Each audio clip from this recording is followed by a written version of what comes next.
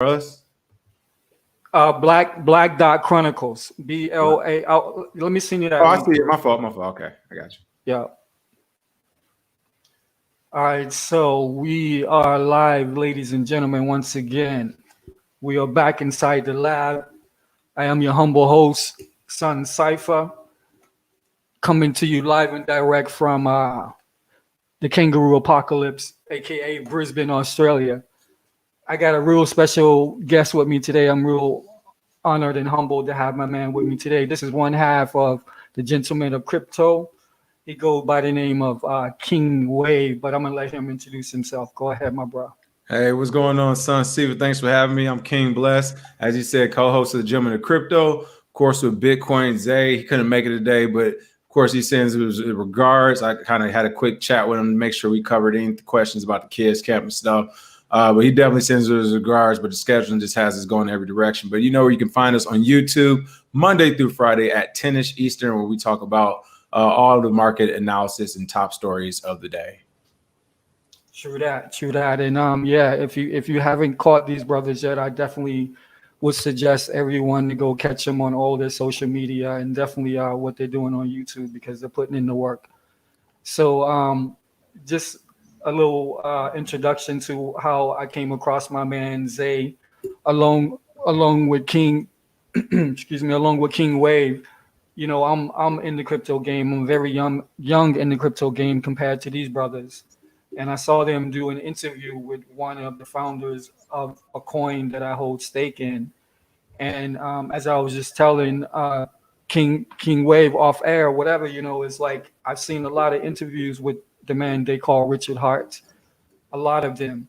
And from my perspective, and a lot of people agree, because even on that particular live stream that day, a lot of people were saying that you guys were reading comments from both Hexicans and your audience, and both pretty much unanimously thought that was the best interview that they ever seen Richard Hart do. And yeah, I definitely appreciate it. And one of the things when I reached out to him, and which I was like dead serious about, was well, first it kind of started about how we even came across Hex, right? Like I had did my research personally on Hex. I think it was last year sometime. Like I really started really deep diving into it because I've heard about it before, whatever, when it kind of first came out. But you know, the proliferation of altcoins, by the way, in the last few years have been like people haven't talked about that yet because there's so much going on in the crypto space. But literally in 2016, it was like 100 coins or less type of deal. 2017 went to like 1,000. Now it's just crazy. So when we talk about how many projects, like we're doing this show Monday through Friday, every day. We do things on the weekends. We have all different types of businesses throughout crypto. We have a lot going on in crypto. So when you talk about the amount of projects we've seen that have been shilled to us or whatever, it's just so many. So finally, again, I had Hex actually on my board to look at for at least like 6 months before I even at least 6 months before I even looked at it. I'm one of those people, I can have a tab open for years type of deal. And it was one of those things. And finally, I was just like, all right, it's time. Like, I got to the point where I was like, I want to update my portfolio because at the time I was kind of holding on to some of the bigger stuff. I was like, let me go down what essentially I call dumpster diving. If anything's like in that quarter under range or penny under range stuff, which I think Hex was super low at the time. To me, that's kind of dumpster diving because it's like, hey, these are the 100x ones if it works. If not, maybe you lose some money. So I look at Hex. Everything actually did look decent from the beginning, but it was a whole Richard Hart thing that kept coming up. Scammer, blah, blah, blah, or marketeer, whatever you want to call him. It was just stuff around him. So I shelved it after that. I didn't do anything with the project, kind of ignored it.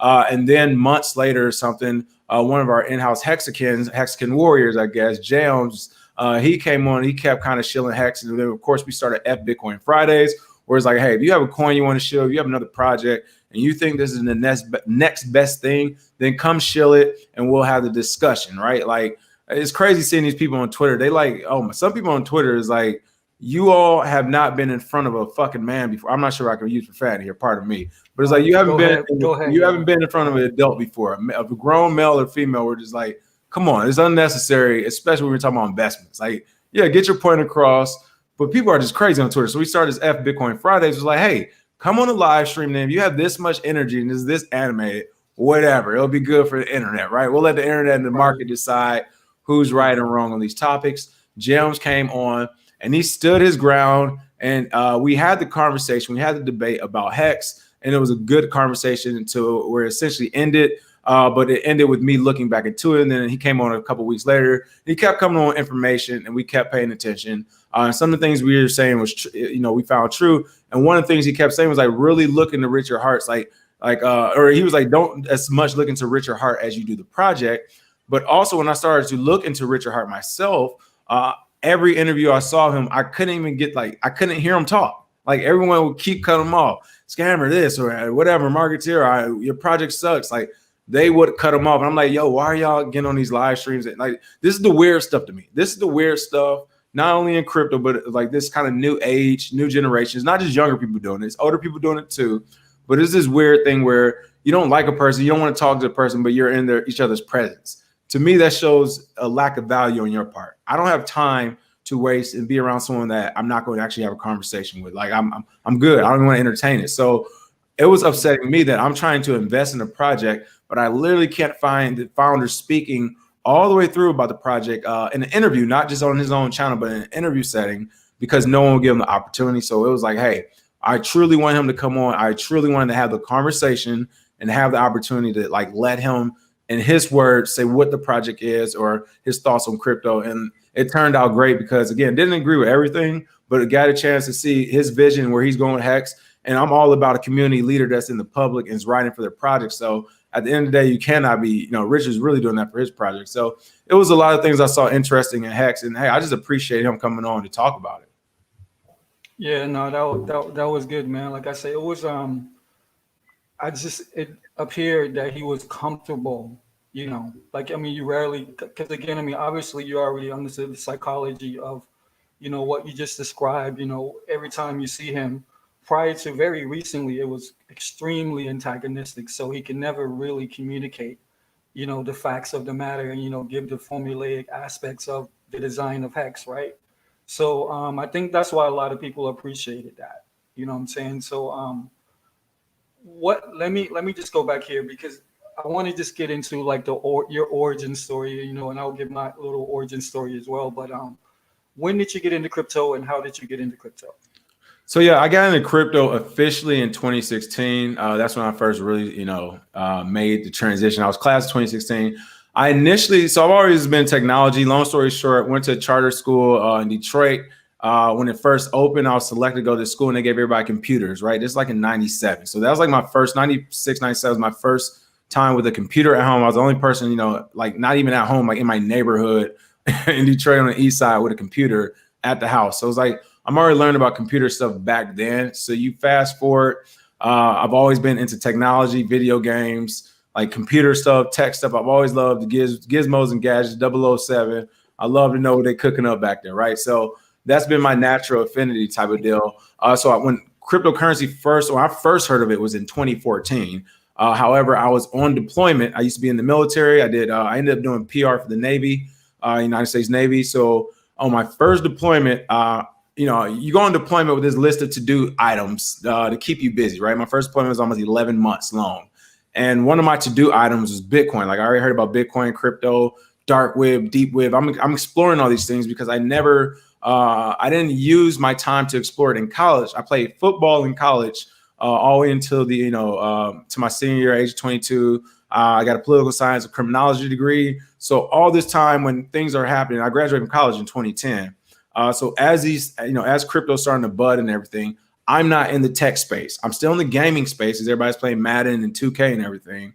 Grand Theft Auto and all the new video games. I always got the new systems, but I didn't have enough time to go further to that. And I wasn't honestly smart enough to know to go into the financial and the fintech type of space. So my focus was on, political science, criminology, football, literally 80% of the time, because college football is a business, and video games when I get a chance. And of course, girls, right? I don't have time to go into tech, but military comes a couple years later. Again, 2014, I go on my first deployment. Before you go on deployment, you already start doing these workups essentially to get you ready. So on my to-do list was Bitcoin and crypto in 2014. However, when I started looking it up on my first deployment, I got scared because, we're talking about deep web and dark web, and I'm deployed using a government computer. And every time I got close to the surface of like finding answers, it's like, well, you need to click on this side. You need to click on this side. And at the time, it was still, hey, Bitcoin and stuff. This is criminal stuff going on. Dark web, Why do you need to be on it? And it's just like, I'm a military officer. If they do have an issue with this, there isn't no talking or none of that, especially on deployment. It's like, no, you're going to jail like right now. So, and not only that, that was the one issue. The second issue was there was no literature. At the time, the only person that had any type of literature was Chris Dunn. But again, I'm deployed, so YouTube streaming is not working fast, if at all. Like, you don't have high-speed internet. That's not what you're deployed to get, right? You're deployed to make sure a missile can get to where it needs to get to, not so you can surf the internet. So there wasn't even a way to hear anybody talk about it, because Chris Dunn was really the only person on YouTube. And then the literature was way too technical for anybody to understand my own. So 2016 comes, I'm on another deployment, go figure. And Isaiah, Bitcoin Zay, since I've known from college, when I first went to my school, he's one of the first people I met up with through another mutual person. And we have literally been cool the entire time. I saw him throw out a bat signal on Facebook, and it said, I'm done talking about Bitcoin. I'm not going to tell, like, I'm done talking about this, period. Like, I'm keeping it to myself. This is in 2016. And I reach out to him, and at this point, I haven't seen him since 2010. I graduated college. You know, I originally moved. I'll go back to Detroit to help out the community. Then I come back down to South and start training for the military, join the military, go to Rhode Island for class, and come out to California by 2012. So in 2016, on my second deployment, I hadn't seen Zay outside of like Facebook and stuff since 2010. I hit him up on Facebook. I was like, hey, you into crypto? He's like, yeah. I was like, I'm about to call you. I was like, hey, I'm deployed. What's the word? Do you really know about this? And he's like, yeah, I'm working with whatever company, but I've been into this. I know about it. I'm like, you still the same guy from school? He's like, yeah, you still the same guy? Yeah, all right, bet. We got some business ideas, and let's make this business happen. So we linked up just that quick, man. That's the type of people we are. And then we started doing business together in crypto from 2016. So from there, of course, I had Bitcoin Zay. To be fair, he don't never answer my questions anyway. So really how to jump into crypto, a part of it starting was like, hey, every day at 8 o'clock, bro, you need to be on the phone. We got to talk or something. Like, because you out here, you got me by myself. This is part of it. And then like within the first, long story short, by 2017, some of the things we were doing as far as consulting and stuff was growing to the point where it was like, hey, how can we consult with 100 different, 200 people a day? So our YouTube initially, it was only like, 200 viewers. But for the most part, we were consulting with a lot of those people. We were working with those people on different projects in the space. That was just the place we can talk to everyone at once. And that's why we're saying people are calling us influencers and calling us all this. It was like, no, this entire show idea, it started because there was no one else talking about crypto on live. I think the only other person at the time was like Bitcoin Trade, kind of starting around that time, but he was talking about BitConnect. It just wasn't that many people, and it still wasn't literature. And I was telling Zay at the time, I'm like, he didn't want to do it. And I'm just like, listen, you're too busy. Like, I got to catch you 5 minutes, 20 minutes out of the day.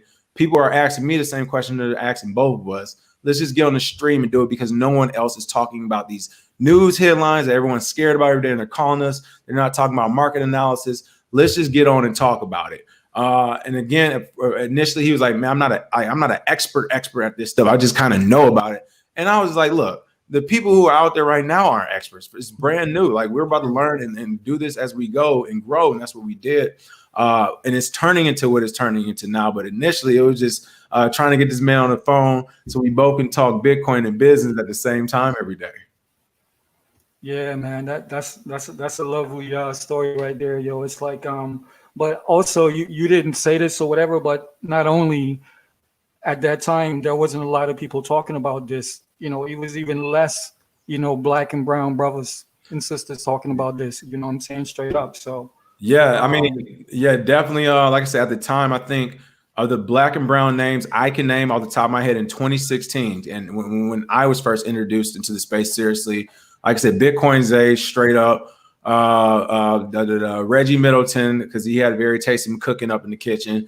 Bitcoin Trade was pumping BitConnect. We tried to actually grab him up to the side and work out. And I think other than that, like, there weren't many. I mean, and again, to give some kind of relation, I guess, Bitcoin had just, like, when we really linked and started going, it just hit $400. So really it was kind of in the threes and stuff. It was super low. And when we started business together, I mean, people were hanging up on us type of deal. Like, we weren't taking it serious. I lost friends over it because, it was friends who wanted me to still, hey, let's go to Miami and party. Hey, let's go to this country and party. Let's go hang out and have fun. And I'm like, hey, I just started a business. It's a crypto business. Right now it's $400. I've already invested some of my own money. This is what we're looking to do in different areas of this thing. And they were just like, I don't know about that, but hey, let's go party. And my thing was like, I'm trying to introduce you to a new technology that I'm telling you will change our lives. Because again, at the end of the day, I love technology. Like that's one of the things that's like, I really enjoy cryptocurrency and the things you're able to do with the tech. Like DeFi is amazing. So I really enjoy this stuff, but it's also just from the business side. I'm like, hold on. For some of these people, it's like, I'm doing way better than you in life. I was a college football player. I'm a PR military naval officer, and I'm telling you about the next best thing. You're telling me, no, I'm good, but let's go party. I literally like stopped going out, and I was like, no, the bug bit me, as Bitcoin. They say he is laughing. He's like, oh, that bug didn't bit you, boy. Listen, I was crypto 24/7. Yeah, I can relate to that. So, my crypto origin story is it's a little different than yours, but basically the same, in a sense, So I don't know when exactly it was. I don't know if it was pre 2009. It must have been pre 2009. It had to have been pre 2009. All right. So I used to listen to a lot of Alex Jones back in the day or whatever, right? And he used to have Max Kaiser on quite a bit, during that period. So I came to Australia in 2006. I met my wife 2006. Came over here September 2006 or whatever. And in between that period, maybe I think it was just right pre 2009, Max Kaiser seemed like every day, every other day, he would be on Alex Jones, just like literally begging people to get this Bitcoin. You know what I'm saying? And the thing that really stood out to me, the same as what you said, was like the technology. You know what I'm saying? And just how dynamic and how much progression and progressiveness was behind the technology or whatever. For somebody like me that, I consider myself an innovator, that was like the biggest thing. And on top of that, it was anti the establishment or whatever. So all of those things really, appealed to me. At the same time, the same year that Bitcoin was born, that was the same year that my daughter, my only child, was born as well. You know what I'm saying? So That's amazing. Bitcoin and my daughter was born in the same year. So obviously I'm in a new country. My wife herself, she's not even from this country. She's from India. You know what I'm saying? So, basically, long story short, there was things that I had to get in order. So even though I was so excited and, very into this technology or whatever, it took me a minute before I actually pulled the trigger. You know what I'm saying? I was really aware of Bitcoin in the very beginning. Same with Ethereum. So when Ethereum came about, you know what I'm saying? This is what, like 2016, I actually took the step of getting a wallet. You know what I'm saying? I actually had a wallet set up and everything, bro. And at that time, you know what the deal. Ethereum was like pennies on the dollar, 30 something cents or whatever. You know what I'm saying? I never pulled the trigger. I never did it, right? So, okay, all right, but I'm still paying attention. I'm like all into it, whatever. So I actually know about what's going on, but for, everything going on, I just didn't pull the trigger yet. So boom. Um, Last year or whatever, I took a trip to America. I came back. Basically I was in America up until November 2019 for a month or two dealing with some family stuff. I came back literally days before this whole COVID-19 situation broke off or whatever. You know what I'm saying? So finally, this one of my homeboys that, we work in the same industry, so we would talk about all of this stuff or whatever. I just remember having a conversation with him, and telling him how I was going to go ahead and get on that Ethereum. And I saw him again, and he had already started investing in cryptocurrency or whatever. So I'm like, you know what? Fuck it. I'm about to do this. So boom, 2020, May 2020, I made my first investment into cryptocurrency. I did my research, I did all my due diligence and stuff like that, and I had my little basket of cryptocurrencies that I invested in or whatever. So from May until like, maybe July, everything was really good. You know what I'm saying? The market was booming, everybody was making money. I was like super happy. Everything that I invested in was just going up, up, up, or whatever. And then boom, like the bottom just fell out of crypto. This must have been in like what June, like just July or August of 2020. You know what I'm saying? You know what I'm saying? Like it just fell out of crypto for, I mean, like a long time. Like, in my short, experience with crypto, I've never seen this before. So I didn't know what to do. I'm sitting there, I was up like, probably like 5, 6, 7x, minimum on all of my investments, whatever, right? And I didn't understand stable coins. I didn't know what to do, what I'm saying, whatever. So long story short, all that money that I saw coming to my wallet just disappeared, like literally precipitously over the course of a couple of days. And I'm thinking, man, this is not good, but I'm like, I trust in these projects or whatever, blah, blah, blah. So I didn't make any moves. I learned from my mistake. I realized that you can drop your coins into stables just to protect yourself against volatility. That's obvious, you know what I'm saying? Boom. After that, in a very short order, all-time highs, either all-time highs or the highest that has been since 2017, all across the board. So I'm like, holy shit, this is crazy, But in the first week that I discovered cryptocurrency, as far as making my first purchase, I tell you, I had XLM, XRP, VeChain, and a couple of other ones as well. And again, what really got me excited is the technology or whatever. And in the case of XLM, because that was my very first purchase, I'm reading their white paper. I'm looking at their use case and like their mission statement, and they're like, banking the unbanked, and what I'm saying, leveling the playing field, and all of this type of buzzwords or whatever. I'm like, yo, this is dope. I'm with that. You know what I'm saying? I can see how this will be something that's progressive and stuff like that.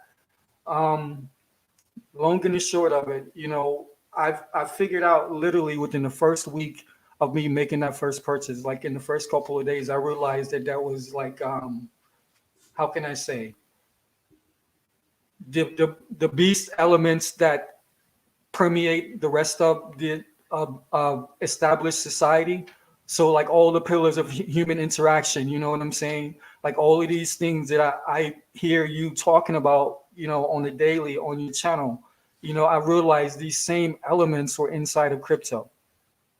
You know what I'm saying? Like literally in the first week. So I went from like joyous, like super happy, you know what I'm saying? Like thinking like all the possibilities to realizing like, damn, they're already here. You know what I'm saying? Like literally there are elements that the same elements that caused like the banking crisis in '08, you know what I'm saying? And all of these things like that, there are names that are sitting on boards in cryptocurrency.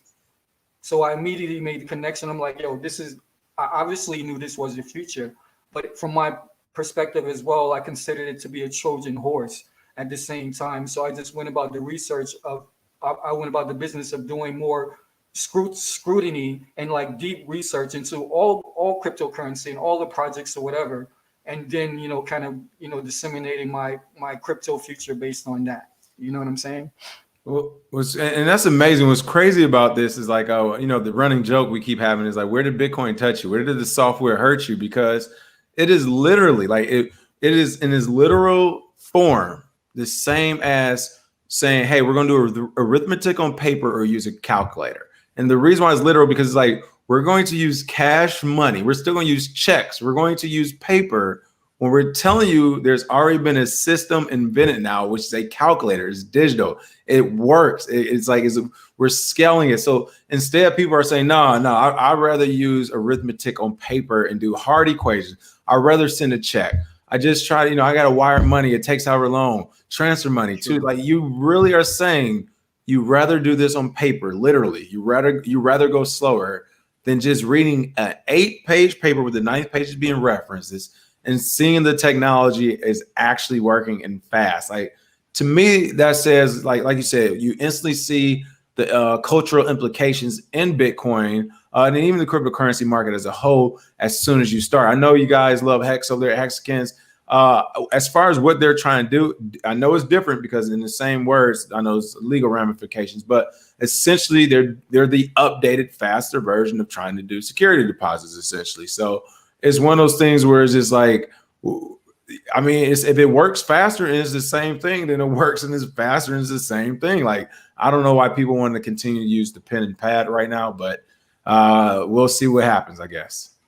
Yeah. So just for those of you who may or may not be in the crypto, even if you are, a lot of people don't know about Hex. So, just to be clear, Hex is like a certificate of deposit, the same type of instrument you would go into a bank, or whatever, and you do a 5-year CD at whatever interest and is locked in. If you take it out early, the penalties depend on what time frame of that, agreement to take it out. So that's what this particular project is on the blockchain. You know what I'm saying? So, you know, there's a lot of different cryptocurrencies. So everybody who don't know about cryptocurrencies, it's like 10,000 plus projects right now that we know about, and more growing every day. So let me ask you this question, and then I want to get into some of the things that I've seen you guys speak about on Gentlemen of Crypto. And once again, you guys were in tune with Black Dot Chronicles, and we're chilling with King right now of Gentlemen of Crypto, one half of Gentlemen of Crypto, and we're just talking all things cryptocurrency, and also we're going to get into how cryptocurrency, specifically Bitcoin, that these brothers are using in order to teach financial literacy to the hood, and also, give foundation for generational wealth and stuff like that, right? So if you can talk about that for a minute, King, you know what I'm saying? Just talk about how, like, you got all of these cryptocurrencies or whatever. And I know you guys specifically, just like, I'm a Hexagon, although I am into other projects as well, but my main bag is Hex, no doubt. You know what I'm saying? But I know you guys rep Bitcoin really hard. And I know that in researching what you guys do, you got programs, you know what I'm saying? I know Zay, I saw the clip with Zay and how he's breaking down up there in Charlotte. You know what I'm saying? What was the name of this foundation? I've got it written down somewhere, but they've started basically like a nonprofit organization that teaches digital asset literacy. Do I have that? You can correct me on that. Yeah, for sure. No, so we just actually launched a masterclass, and you can find that on our website, thegentlemenofcrypto.com, under the masterclass. And that's literally, and we're happy about it. We're super proud. We're the first to do this. It's teaching just about everything in the market. We say just about because literally as soon as we push publish on the class, new DeFi protocols came out, new things were created. But essentially, we're teaching everything, all things crypto from top to bottom, from the history of money and all that, all the way to how to send and receive, margin trade, VPNs, yield farming, collateralized loans, which are huge right now as the price of Ethereum goes up, because you could essentially collateralize your Ethereum, take out cash loan against it, and choose to buy even more Ethereum if you want, until that that loan to value ratio is a little bit too far off, or you can invest in something else, then pay that loan off and get your Ethereum back as that price continues to go up. So we teach you all those things, but of course, alluding to what you're talking about, Bitcoin, they also have the Bitcoin in Black America part 1 and part 2 coming out, when essentially it's teaching minority communities and everyone around the world, but it was aimed toward minority communities, where he's telling you, hey, you don't like how the police treating you, you don't like how the government's treating you, you don't like how people and banks and these systems are treating you, well, buy Bitcoin. And this is what you can do with Bitcoin, and you're on your own system, in your own lane. And so those are some of the products we offer. And of course, the Monday through Friday Gentlemen of Crypto is a free show every day. It's supposed to be 30 minutes, but as of recent, we've just been so hyped about the market, we've been going a little bit longer. Those things are all essentially, as you said, to teach people things, to teach people about crypto. We give talks all the time. We used to do meetups a lot when we first started. Bitcoin Zay still does a lot of meetups for his books. He has a kids crypto camp he's doing. I remember one day, when he would come out, he comes out to LA every now and then. He got a Bitcoin ATM delivered to the apartment one time, and he was like, "Yo, you got to check this out." I'm like, "What's up?" And I come through, and he's got a Bitcoin ATM there. He's figuring it out, the technical side of it and stuff. So like, this is the stuff, like we had rented an apartment, literally, man. It was like we're in a garage type of deal. We had like a 2-bedroom, pretty nice size apartment, nice part of LA. And this is like, no, we're in there grinding away, plugging away. We got pictures from back in the day when we're just sitting across from each other at the table, whiteboard out, talking all things crypto. So that's that. So we do take the education of it seriously. People always ask us, how do you know all this? And it's not like we're just waking up and it's being downloaded in our brain. Like, we are reading a ton. We're in the space. Like, we were reading. I don't think people underestimate how much you have to read, and you have to be reading every day around the clock, because there's just so much going on. I mean, it's just, you can't miss it. Or that's what we try to do, give you that quick 30 minutes so you don't have to read, of course, if you want to check us out. So that's that. But going to Bitcoin, Bitcoin is the longest chain, which is why, and it's the most proven, which is why we are so pro Bitcoin, because at the end of the day, it's like, hey, this is the one we truly believe will be around. Federal Reserve companies and everything will use it as reserves. We think this is the longest, strongest one out there, and it's been proven, and it's had to scale. And a lot of these issues, all these other projects, and this is kind of why, I remember in 2017, as the ICO market heated up, you saw these crypto experts, the Ty Lopez's, all these people pop up overnight, the YouTubers pop up overnight trying to hog BitConnect. And we weren't worried then about YouTubers and all that, because it's like, well, for one, we're not here to try to be an influencer, as we already said. Like, we're just here to talk crypto every day. If people come, cool. If they don't, cool. But also, we are already seeing these people like, there is no way in hell they know what they're talking about in this short amount of time trying to do it. It's like it's just too much going on. It's too much to read. And essentially, a lot of the projects people were trying to back, it was like Bitcoin has already had issues where if you haven't been around the history of it, you don't understand that these other projects will experience the same issues. The main one being scaling. Everybody keeps saying the project is the next. It's like it has to be used by a high volume of people for that to be true, which many projects are not right now. Even now, right now, people talk about XRP and Ripple. No. People are buying and holding Ripple. They are not actually using it the same way they're using Bitcoin. That is a very big difference. This is a very big difference in volume being bought and was being held, and banks actually using it to transact, or organizations using it to transact, versus peer-to-peer and people actually being on the network, using the network being under constant attack, constant people trying to hack it. I remember back in 2017, the DDoS attacks essentially against the Bitcoin network. People were trying to send 25-cent transactions, which of course why SegWit2x came. So it's all these little problems where it's just like, we already know from looking at the website, reading the white paper, talking to people in the project, a lot of these projects haven't even thought about these problems yet because it's not being addressed already head on. They're just saying we're the best. So that, to answer that, that is why we're so strong on Bitcoin, because it's like it has the most developers, it has the best developers on the project on the entire planet. So that's that. Now, as far as altcoins, Bitcoin Zay will jump around to a couple like Ethereum and Litecoin for sure. I'm definitely more of the dumpster diving crap coin. But that's just me coming out as the business, like the business side of things and the trading side of things, where it's just like, I see the value in communities, whether this coin is a real project or not. If the community is there, they're going to try to pump the project. I've, also been across all of these Telegram groups and I've seen the pump and dumps. Again, I'm talking about from a business point of view. It's like, I've been participating in these things, but I pay attention to it. I know which channels to follow. I know who's going to be pumping, dumping what, and or at least I thought I knew or think I know, let's say. Big boy crypto. Yeah, always hilarious.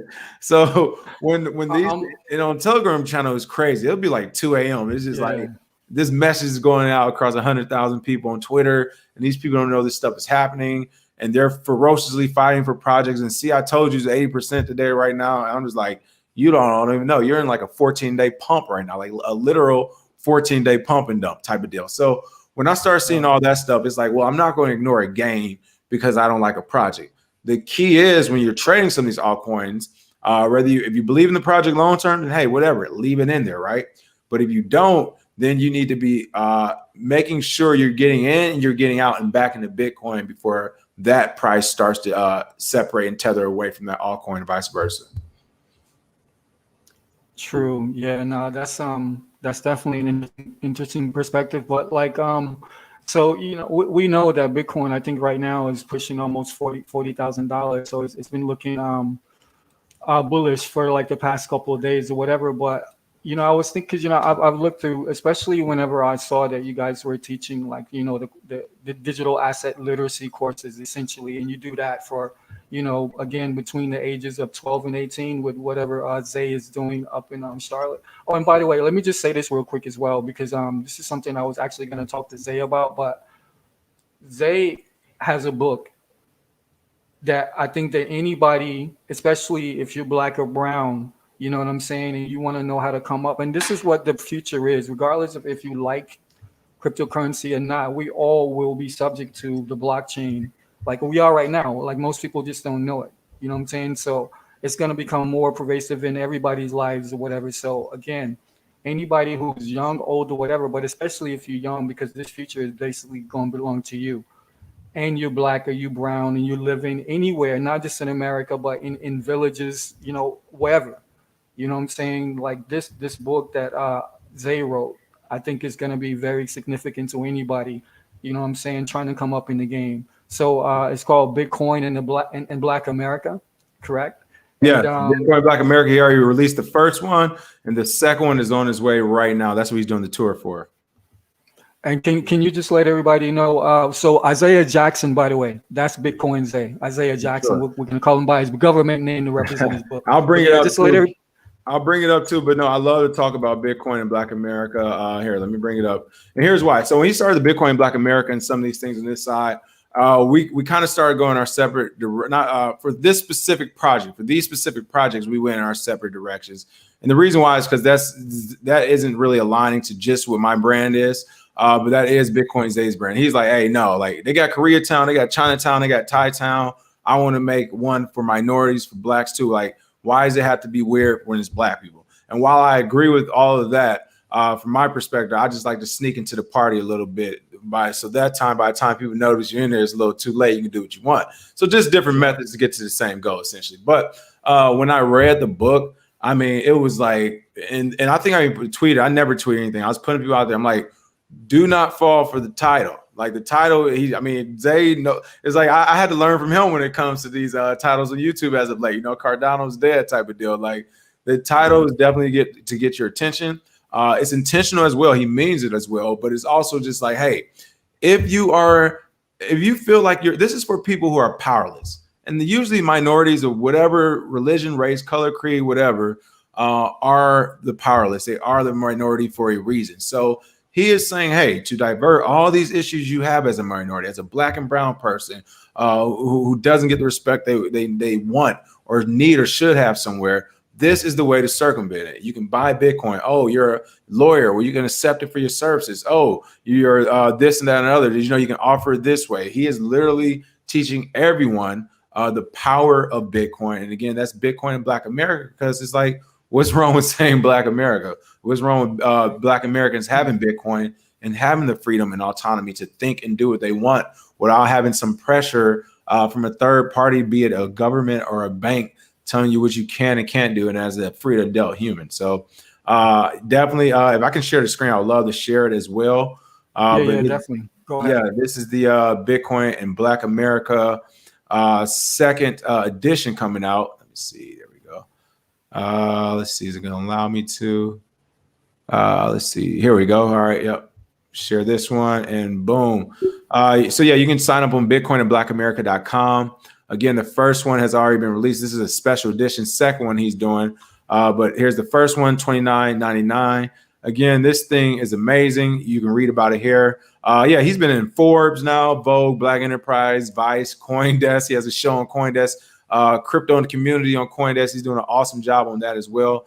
So he has a lot going on from that book. And again, when I read it, man, I was just like, I'm glad to know this guy. I'm glad to be a friend of this guy. It was amazing to see what he wrote about, talking about crypto and how it can help minorities. Yeah, but also, again, I mean, it's dope what you guys are doing, man. You know what I'm saying? That's really why I wanted to, I mean, beyond, you know, the connection with Hex and the discussion you guys had with crypto, I just thought it was very important to have some cats that been in the game and knows the game way longer and way better than I do and can talk about it from a perspective of you know, I go, YouTube was like, hey, StreamYard is like, we can't have this crypto talk. Can't have this Bitcoin Black. Literally, whenever we say Bitcoin Black America, something always happens on these streams. Yeah, it's all good though, because you know. But yeah, so that's the story of that. And check that book out. It's amazing, folks. Yeah, but I was just saying as well, but you know, so I just wanted to, you know, make sure that, you know, we got that in for Zay. But again, gentlemen of crypto, yo, you really the people, if you want to know about cryptocurrency and how to do this on all levels, DeFi, you know what I'm saying? All these different aspects. You're talking to two brothers who have been in the game. Zay been in from 2013, right? Yeah, I think he kind of 2013, 2014, he really got active in it. So he's been in since that time, and I jumped in 2016 right after. Yep, and King Bless been in from 2016. So, you know, anybody, and again, we're just talking about, you know, how this affects like people in the communities that we come from. But as King said, yo, this is really for everybody. And this is, again, you know, not even to, you know, try to, you know, rep Hex or, you know, try to, like, I'm not pushing Hex right now. I'm just telling you, like, why specifically I really love this project, because as far as I can see, it is way different than anything that I've seen in this space. Not even just by its use case, but what it actually represents. And to me, like, this is a product, and it's basically what Bitcoin was supposed to represent, like in everything that, Nakamoto wanted to do with that. You know what I'm saying? But based on the fact that you got a lot of, hands in the cookie jar with Bitcoin, from my perspective, you know what I'm saying? A lot of things don't get done that really need to get done. Like, as far as making sure Bitcoin is going to maintain that #1 spot, you know what I'm saying, as the OG in the game or whatever. But like, I feel like there's a reason why people have kept Hex and someone like Richard Hart out of the game. They may mask it as, oh yeah, I don't like this dude's attitude or whatever, because it's easy to take shots at, how, he presents or whatever. You know what I'm saying? He could be a bit abrasive for some people who may be, not as fortitudinally, abreast as a lot of us or whatever, right? But this represents the opposite of what the mainstream wants crypto to be. So there's gatekeepers, as you can clear, this better than me. You know what I'm saying? So I'm just telling you what I've observed in the small amount of time from May of 2020 to now. There's gatekeepers in this game. And we talk about decentralization and we talk about centralization in crypto. And these are big issues, hot button issues in crypto. So from my perspective, I'm all about decentralization. And there's a lot of decentralization that is already coming more and more in the game or whatever. But it seems like these truly DeFi products, the ones that truly allow you a tool to liberate yourself financially to the core with no middleman, with no third party, actors or anything like that. It seems like these type projects are the one that get pushed to the back burner, and that the mainstream media or the mainstream crypto at least tries to, pretend that this is some albatross and it's not to be touched. You know what I'm saying? So to hit on all this kind of quickly, first, again, when it comes to altcoins, for me, hey, if it's making someone a return, then so be it. Like, and including this, when I always say time will tell. I don't care if we're talking about fiat currency, the governments around the world, the dollars, how you feel about race, sexuality, religion. Time will tell with everything. That's why I'm like, half of life isn't worth the argument, because this is like, give us more time, we'll tell. If you could see how ferocious the BitConnect community tried to argue us. And again, the first half of the BitConnect riot, we didn't even pay attention to it, because I literally thought everyone knew it was a scam. Like, literally, I was like, you all have never been pulled into a McDonald's lunchroom at 3 p.m. to about a brilliant business plan. That was the way it looked to me. But I will tell you what, the way the BitConnect community was, it is being mimicked by many other altcoin communities. It just is what it is. So to me, that's the scary thing when people get too hype about it. I think people need to look at these things as individual things in their portfolio. When they're up and they're working, or the project and protocol seems to work, cool. If it doesn't, don't. So with that also being said, I'm happy for any project that can empower or provide food essentially on a person's table, especially a minority, right? A person who says, hey, in a minority, let's talk about people with criminal records too. I can't get a job. I can't do this. Well, you can come into crypto and do things, and you can make money. You can make a living for yourself and your family in a legal way, in a way that keeps the feds off your back. So whenever you're talking about any project that can do that, whether it's an altcoin, whatever, I'm for it. Now, again, for all these projects, time will tell. But also with the whole gatekeeper thing, I have to push back against that. And this is why also my only, like when it came to Bitcoin and Black America and some of these other things, and women in Bitcoin and blacks in Bitcoin, and this and that, other big, to me, this is invisible. This is fake. This goes along with how people perceive their own value. Right now, anyone can go and create an altcoin. Anyone can go create another Bitcoin. Bitcoin SV just got hacked today because all they literally did was try to fork Bitcoin, which they did, but they didn't have the same amount of developers to maintain it. So I have to push back against that barrier of entry. That's something that, for is deep rooted, and it comes again from a lot of stuff. And don't get me wrong, there are people who are trying to make barriers. The government's trying to say you have to use centralized exchanges. But to me, the same barriers that are popping up are the same barriers we saw in the music industry. Right now, you can still download music by yourself on your computer.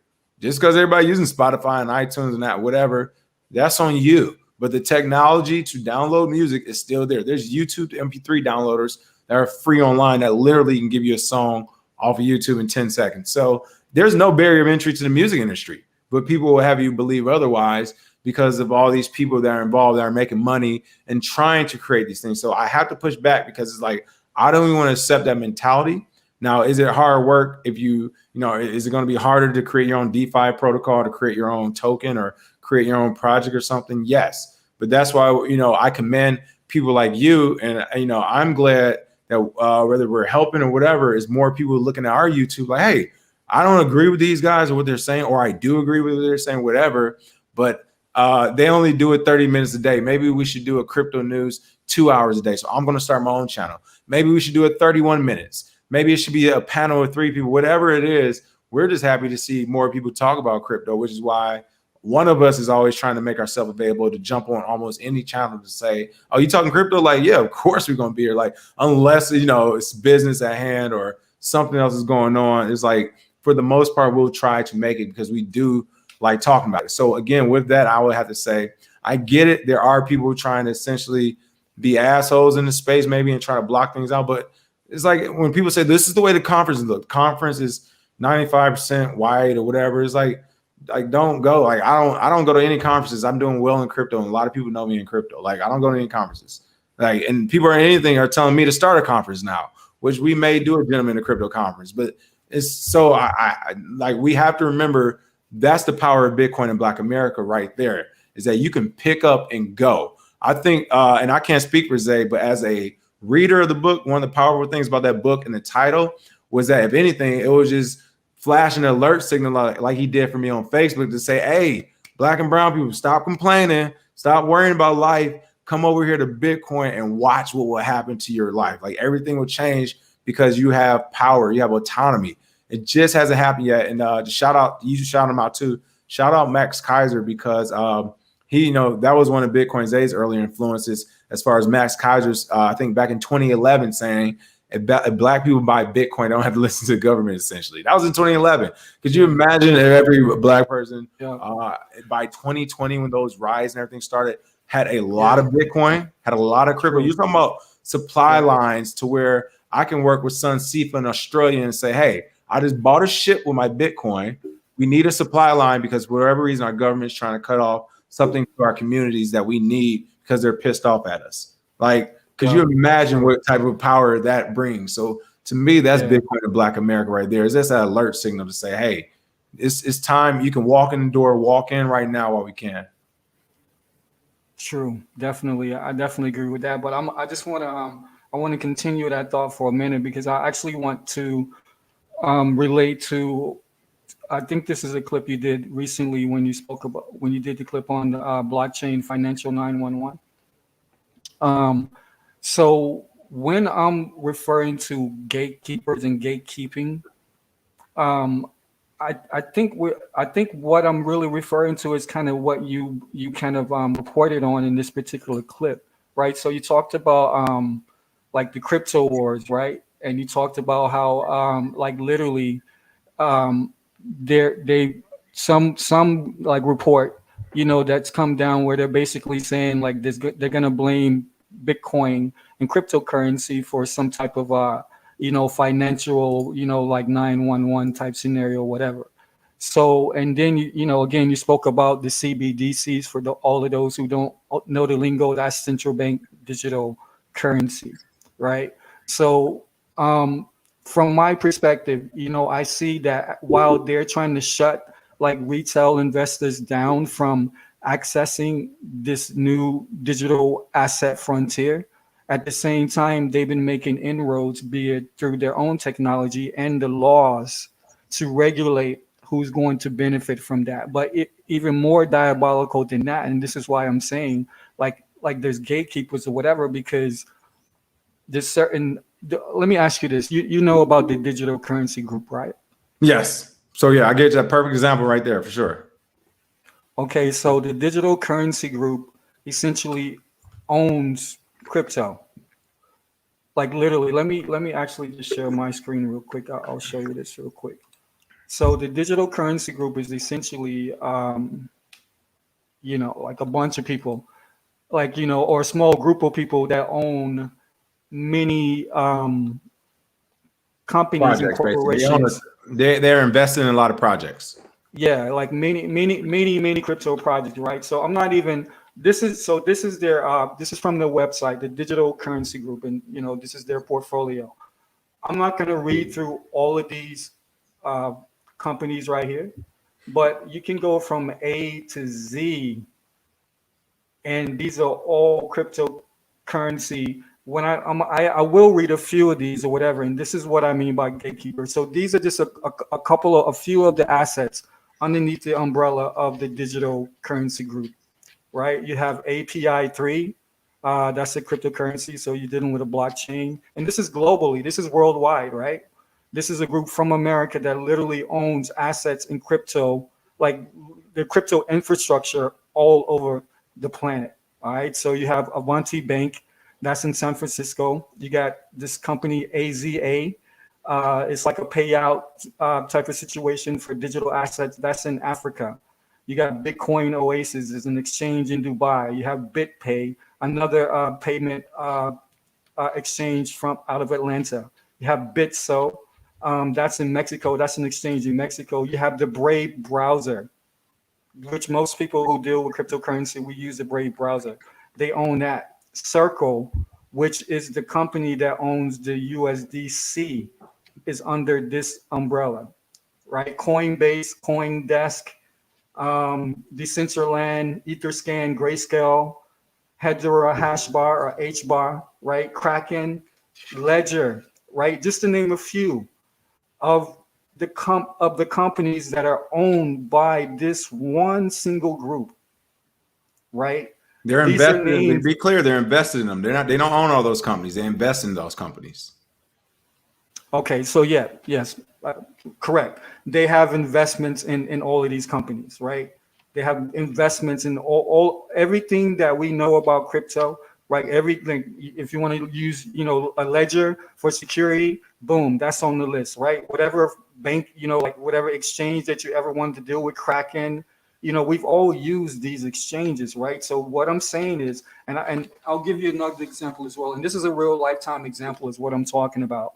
So I'm here in Australia. I've been dealing with this one bank specifically since 2016. I've had companies since I came here, literally, right? I go in a couple of months ago to open up a trust account because I just started a trust or whatever, right?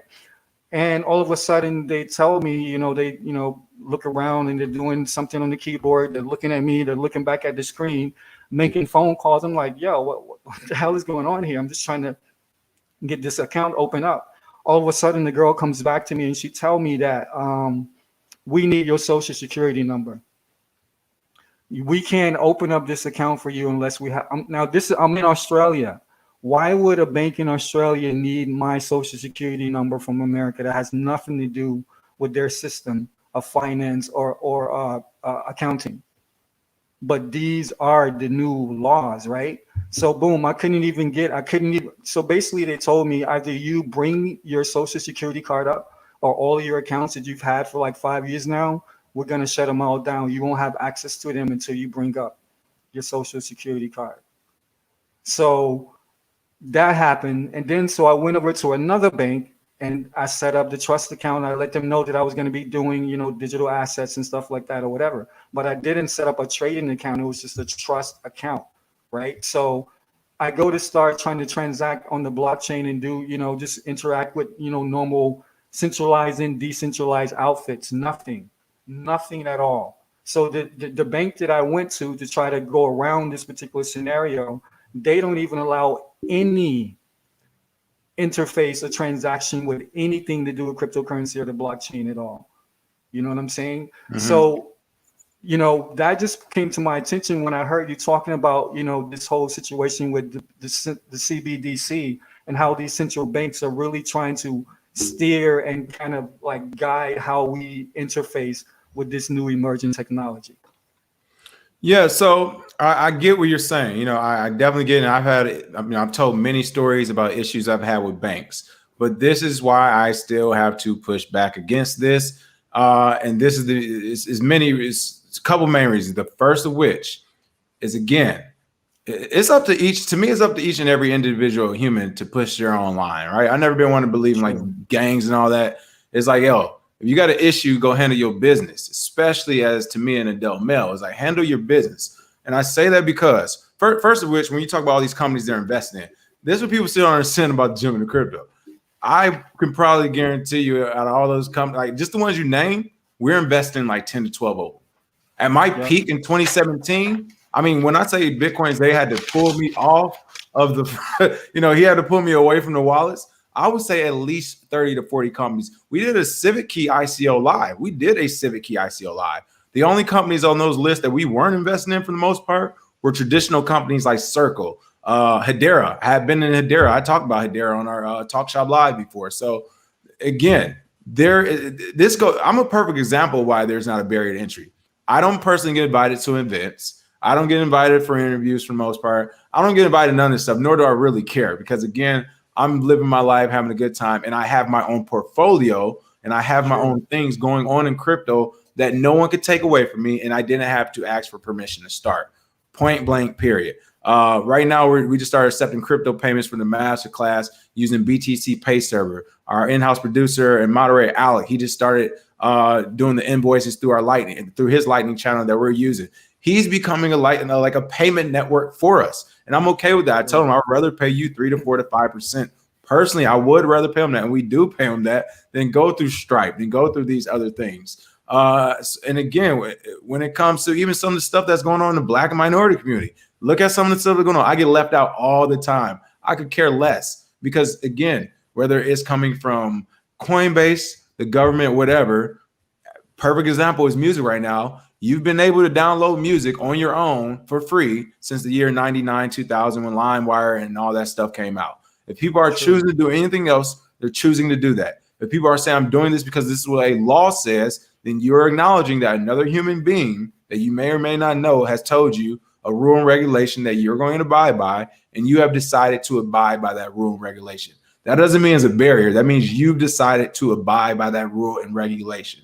So again, I have to push back against that, because the protocol, the software is there for you to create your own world online right now for everyone. And again, that's what Bitcoin Black America was about for me. It's just like, yo, anyone can get into Bitcoin. And once you're into it, once you bought some, like, your power is in how much Bitcoin you have, period. Like I said, I don't get invited to nothing. I don't do a lot of this stuff, nor do I really care. But when you talk about portfolios, or I actually saw somebody mention this, I'm not a big fan of this, but I do see this actually happening. Shout out to Sean Adams from Bankless on his newsletter. I think it was him. He was essentially talking about a digital ID chain, which will be your new resume. He said when fintech companies, especially in crypto, when they start to call to say, hey, how do we hire people? How do we vet to know who's right and who's wrong? They're going to just say, give me your wallet address. Now, again, I'm against that. I think it should be kept private, different wallet addresses, but they do have a point, because I have some wallet addresses starting from 2016 that will show you all different types of things I've done in crypto and different projects and investments. And I didn't need anyone's permission for any of that. And that wallet address has a history of wins. It has a history of showing the right moves, a history of showing the right trail, whether we're collateralizing loans or whether I'm yield farming here, or whether it's 2016, I'm on Kraken and I'm margin trading Ripple. Everybody thinks we hate Ripple. Or during the masterclass, I actually showed my wallet for Exodus during the masterclass, $100,000 of Dogecoin in there. Everybody's talking about we hated Dogecoin. I'm like, no, it's just a stupid ass play. Now, I mean, I'm not getting my money off it, but I have the history of these in my wallets. So I can go work anywhere in crypto with this history, or I can start my own company like we did and continue to go on. It's the same thing with the YouTubes and everything. Everyone's mad about things we do or don't say or what coins we support. And we like, yo, it's like, start a channel and talk about it there.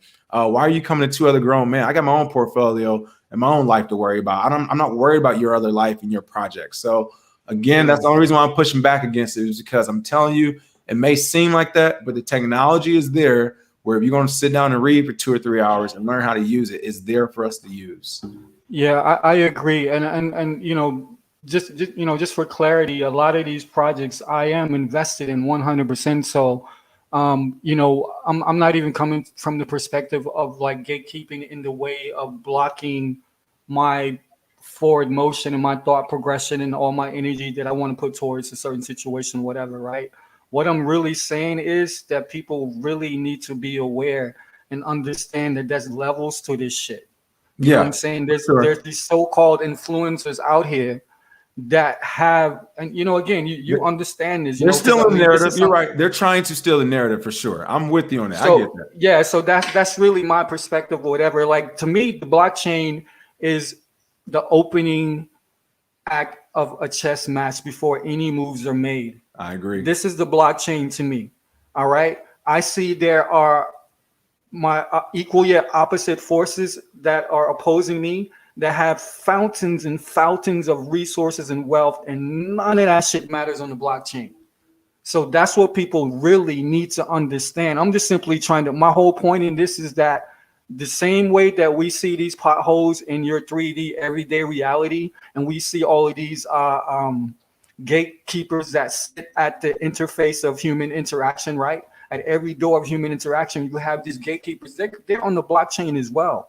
And they may smile in your face and tell you to go grab this coin or that coin or whatever, you know what I'm saying, and stuff like that. But it's up to you to do your diligence and understand the nature of anything that you're investing in, for one. For You know, sure. so that's really what I'm saying. You know what I'm saying? You can go centralized, you can go decentralized, you can get a shit coin, as we call it in the game, you can get a coin that has a use case. But just because you have a coin that actually has a use case and you have this meme coin over here, doesn't mean that this coin that has a use case is gonna make more money for you. You know what I'm saying? So again, you know, like, so my point is that there's traps along the way with regards to cryptocurrency, and there are institutional players that are involved, but that doesn't mean that you can't eat. But you really need to understand like how this game is played. You know what I'm saying? For Like sure. 100%. And also to piggyback on that too, and shout out to JG Wentworth. He just joined the stream. You know what? Also to piggyback on that too, I'll say this. This is the power of crypto where it's just like, hey, whatever happened for Richard Hart to want to go to create Hex, right? I don't know whose line's telling true, whatever the reason, right? Maybe he made a bunch of money in crypto. Maybe he lost a bunch of money in Bitcoin. He was like, whatever, positive or negative. He started Hex. He started his community. The community, you know, loves it. Most people who are in the community seem to love the actual protocol itself. So my point is, if all this is true, like I said, time will tell. If everything goes well with that protocol and the code works as everyone says, and Hex does become this whole branch of different banking services and CDs and post chain and all this works, right? Then you all will have a very high market share of a project, and it'll almost be the same thing as becoming a gatekeeper too. So that's the crazy thing I like about Bitcoin. That's why and that's what I always say is like, I definitely hear what you're saying, that narrative's changing, but it only keeps changing because people are jumping on these different projects or their project is succeeding, right? So if Hex does what it's supposed to do, because you have to remember, there's so many people that's still not into it, right? Some people might not see it. Yeah, but let me just clarify one But thing though. But this is the beauty of the design in Hex. There is no gatekeeping at all. Bro, this project is only a year and a half old. You know no, what I'm saying? You well, what gotta, I mean by gatekeeping is I see it all the time. Hold on. I see it all the time on Twitter and our YouTube of people yeah, talking about how much money they made in Hex and how much yeah, more yeah, money. yeah, for sure. All right. And how much more money they can. And they're using that as a barometer of, you don't know what the hell you're talking about. You ain't even made no money in no project. So if that's the barometer some people are using, and they're using that. Yeah, okay. I think that's a good So success. Well, let's be clear. I think that's a good success indicator too, not just with Hex, with every project. yeah, but okay. So there's two things here. That's like, okay, I made money in this project, and you know, okay, so therefore I know what the fuck I'm talking about over anything. You know what I'm saying? I don't agree with that at all. True. I don't Because agree I with that mean, either. as a matter of fact, I mean, there's one cat that I've heard like a couple times inside the post chain chat or whatever, who made millions of fucking dollars in fucking sheep just because he got in, like, you know, literally at the very beginning. Like he Doesn't make it a literally, good like, project, right? that's what I'm saying. I mean, whatever it is, you know what I'm saying? Like, you know, he literally made millions of dollars from a $1,000 investment. Who gives a shit if it's good or bad? If I made money on it, you know what I'm saying? But again, you got to understand these are the pitfalls, and like it's like bittersweet in crypto. You can, you know, it's heavy volatility. It can go either way at any time. Just like this dude is saying he made millions of bucks off of Shiba Inu. You know, a lot of people have lost their shirts who got in late to the game. Oh, I jumped in that late off, like just to support somebody's crazy ass vision and to also show them. And yes, same thing. I was like, what I tell you, bro, is a fucking pump and dump. Yeah, same. I got a homeboy who's right now heavily invested in Shiba, and I told him from day one. But like, so going back to this Hex thing real quick, the reason why Hex is very unique, I mean, and a lot of people have made money in Hex, and I can tell you for sure, there's projects that I truly think are like, next level as far as the technology. And again, I'm a technician. I deal in telecommunications, so I look at a lot of different projects that I can interface with whatever I'm doing. You know what I'm saying, or whatever. So these are excellent projects, and I've made money on every single one of them. I'm not negative on any of them, but combine all of those APRs and APIs or whatever, I made a hell of a lot more money in Hex. Here's the deal, though. But see, that's what I mean. That's the barometer. Especially, look, people who don't go full Bitcoin or leave Bitcoin, they go to altcoins. They're looking for value. They're looking for ROI. If the project makes sense, then that's a perfect match made in heaven, because you're saying, hey, this project makes sense. It's a great protocol, so it has value, which means I will see my ROI, even if my ROI is just a store of value. It's just saying that, hey, some people saying Bitcoin is a store of value. I put my money in there, inflation won't affect it, I'm good to go. That's an ROI. And I've heard Richard say that is one of the valuable parts of Hex. As a certificate of deposit, at the very end of the day, you keep your value in something that's time locked, which would make others not want to, leave the project early because they'd be penalized. But the barometer is value, and that value is being measured in your returns, your ROI on the project. So no, we cannot ignore the money. This is the way. It's funny too. The way you are with this is how Bitcoin Day is about Bitcoin, and that's where it was like, look, I want to ignore the money. I like technology. But the bottom line is, people aren't looking at Hex and saying, oh, it's a certificate of deposit. I love certificate of deposits because of the technology behind certificate of deposits. You can do many things. No, it's about making money. It's about the bottom line, yo. So but again, even on those metrics, I mean, if we're being real, yo, you and Richard you guys talked about this when you did the interview. When you put these charts side by side, Bitcoin, Ethereum, and Hex, and right now Hex has the number 3 spot, which most people don't know about. You know what I'm saying? But you can literally see the patterns of Hex, Ethereum, and Bitcoin or whatever, and that growth chart is off the chain, bro. You know what I'm saying? And that's what, if I'm in, this is what got me into Hex, because again, I came into cryptocurrency as far as like my first purchase. I didn't know anybody. I wasn't watching any videos, so I just literally looked at like the top, like list of cryptocurrencies, and I had my notebooks here, and I just started taking notes, and I went all the way down to like the thousands, bro. You know what I'm saying? I looked at every single cryptocurrency. And that's how I found Hex at like 201 or something. Like, hold on a second, why is this 201? And this market cap is here. So I started to research. And once I got into it, you know what I'm saying, I realized this shit was a literal juggernaut. You're literally printing yourself money. So I'm not a tribalist like that. And I'm definitely not a maximalist and shit, right? But what I can clearly say is that from everything that I've experienced in crypto so far, pound for pound, I have, for what I put in the Hex, bro, I'm up like so crazy as far as like the bottom line and shit. But and it doesn't mean that I have a better advantage because I came in. This is the beautiful part about Hex. You can come in right now, you know what I'm saying, and you can have X amount of dollars versus the time you want to invest those dollars, and you're going to be better off than me because you came in after me. I get that point, and that's why, listen, we pushed back against the. I don't mean to cut you off. I only got a couple minutes left, so I just want to. Yeah, you're good. Yep. So that's why we pushed back against the Michael Saylors, the Elon Musk. It's like, hey, just because they came in late with more money and made more doesn't make them the genius, right? But this is what I mean by, like, you will, whether you know it or not, you will become a gatekeeper. JG Wentworth, Gems, all these people will become gatekeepers. And in a sense, again, anyone can still buy into it. You're not a gatekeeper, like you can't buy into it or you can't make more money than me, but you are a person of interest because you noticed the project before a lot of other people. You have history in the project. It's kind of like the wallet example I use.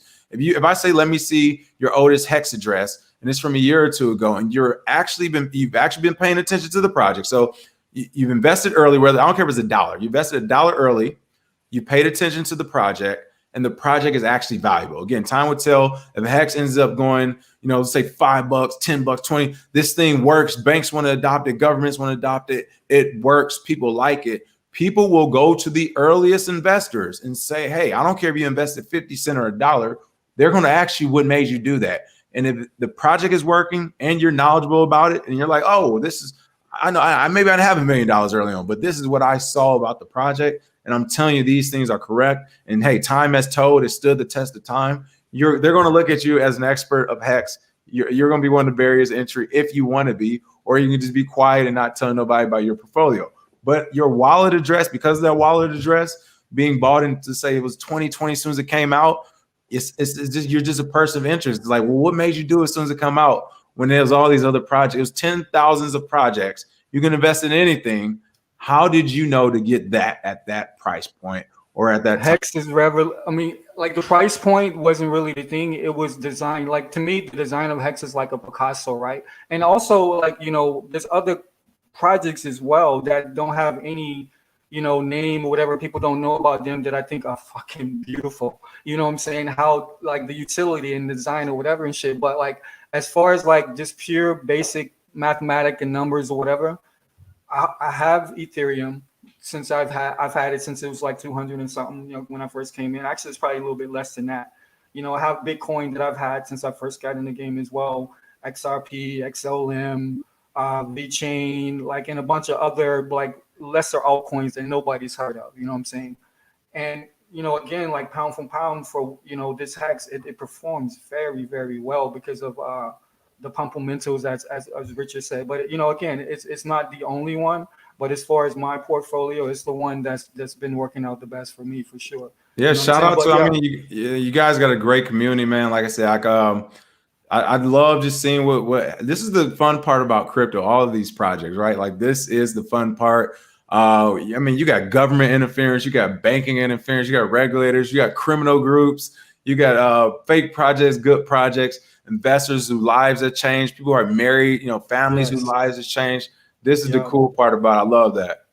And real talk though, you know, we're just talking about, you know, projects that we're in or whatever. But the truth about cryptocurrency, since I've got in, you can literally like spitball like at any project in crypto and you would have made money. I mean, it's very difficult since like late 2018 until right now to lose money in crypto unless you just completely fell for some obvious scam or something like that. Right. You know what I'm saying? So, you know, it's a very interesting game, like to end this up. And I know you got to go. And bro, again, like I really appreciate you coming on, like, you know, really short notice and breaking bread or whatever, because I think this is important for really everybody to understand that this digital asset technology is the future. And it's not necessarily just about money, but it is the foundation of everything, just like the rest of this reality or whatever. So you educate yourself about it now, and you're still going to be ahead of the game, or you're going to educate yourself about it whenever the government comes knocking on your door with that digital wallet. All right. So again, let me just say this real quick.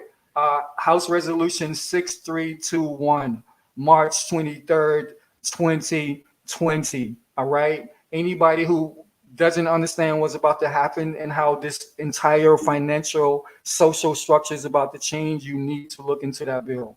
And one aspect of that bill real quickly is that on January 1st, 2021, every single US citizen was issued with a digital wallet. All right. So whether you like it or not, this is what the game is coming to. And I'll let my man King get the last word in. And once again, everybody, you've been listening to Black Dot Chronicles, and please check out Gentlemen of Crypto. You got Bitcoin Zay, all right, and you got the King Bless over here, and they're really doing excellent things in the community. And I'm saying in the space of the Black community and in the space of crypto. I've just heard about these brothers, and I've done a lot of research. I've basically watched all of their stuff, and I've been informed like no other. All right, so I'm gonna let King take it out, and again, give all your information, give all your contact details, because everybody needs to hear from you, brother. And I appreciate you coming to see. Hey, yeah, for sure. Thanks for having me. First, I'll be remiss if I forget. I want to shout out Crypto Blood. He was also one of the earlier YouTubers in 2017 with great interviews. He still has great interviews. So check out CB News Network, Crypto Blood, another brother in the space from Detroit as well. What up, though, Crypto Blood? So give him a shout out. But yes, you can find us Monday through Friday at 7 a.m. Pacific or 10 a.m. Eastern at the Gentlemen of Crypto on YouTube, as well as every streaming platform as far as podcast goes. Of course, we just had the Gentlemen of Crypto Masterclass that came out, so you can check that out on the gentlemenofcrypto.com, and Bitcoin and Black America 2 is out. And again, I want to say thanks for having me. I don't want to leave without saying I had one more. Oh, that's what it was. I applaud you, son Sifa, because, and thanks for having me on here, because, you know, I keep saying on Twitter, I'm not about to be tweeting all day. I don't hide behind avatars. Like, hey, whether it's in person or on video chat, if you want to talk about something crypto related, let's talk about it. Like, that's what we like talking about it. So I applaud you, because instead of being one of these people who's just going to tweet all day and just whatever, you're like, hey, like you said, whether it's short notice or not, hey, I got a live stream, I'm going on. And I'm all about myself and Bitcoins. They're all about jumping on these streams and helping again, because we remember when we started, there wasn't no we're going to stream with nobody else. There's nobody else to stream with space. You know what I mean? It was like, again, it was like 4 to 5 other people, and nobody else to stream with. So this is what makes all these communities better across crypto in general. So I applaud you for doing that. And for every other Hexagon out there who's like, you know, hey, for all these people who claim they have all this information and knowledge and all these portfolios, start streaming, share the information, stop being stingy with the information, share it with your region. This is how we get back to our community. And shout out to you. You're doing it in Australia right now. Like, who would have thought? So that's very important in of itself too. So again, thanks for having me again, man. I really, truly appreciate it. Yeah, no doubt. And I just want to say as well, yo, shout out to Crypto Nate, bro. I'm about to holler at you. I'm just now actually seeing we've actually got a couple people in the chat here, and JG Wentworth as well. Respect to both of those brothers and stuff. And I just want to add on to what King Bless was saying. It's like, you know, I feel like there's different levels to the game in crypto, and there's certain people that really want to make a difference, you know, in their communities and in the greater community as well. And I really, really feel like black, brown, blue, yellow, purple, orange, it don't matter. If you have a like mentality and you understand that the ultimate game is freedom, you know what I'm saying? Freedom of speech, freedom of communication, and that's money. Right. All right. So if you understand that and you're passionate about that, then you need to represent. You know what I'm saying? I don't care if anybody, in fact, if you feeling this video today, if you're feeling what I'm doing right now, if you're feeling this conversation I'm having with King Bless, then hit the thumbs down button. All right. But share the video, because to me, like this is not no vanity thing for me. You know what I'm saying? And I'm gonna talk. I can tell you right now, this is the first time that I'll talk to this brother, but this is not the last time that we're gonna break bread. That's because right. the most important things we haven't even really spoken about yet. I just thought it was important to get on here and have conversations, so people that look like me and come from the same, you know, type of, you know, socioeconomic group as me can see that, yo, that's many ways, as my grandmother always told me, there's multiple ways to skin a cat, right? So, you know what I'm saying? As long as you got vision and creativity and you have a will and want to do better than your current situation, you know what I'm saying? You're going to always do that. And I'm telling you that this blockchain technology is the way moving forward. So again, my brother, King Bless, Gentleman of Crypto, y'all know where y'all can reach him. For sure, we'll be in touch, my man. And tell Zay I said what's up. And whenever he get that next book ready, to definitely come holler at a brother, because we got to get that word out for sure. Shout out to JG and Crypto Nate for joining as well. Hey, listen, like we said, we're always talking crypto, man. Thanks for having me. Take care until next time. Yes, I am. Peace.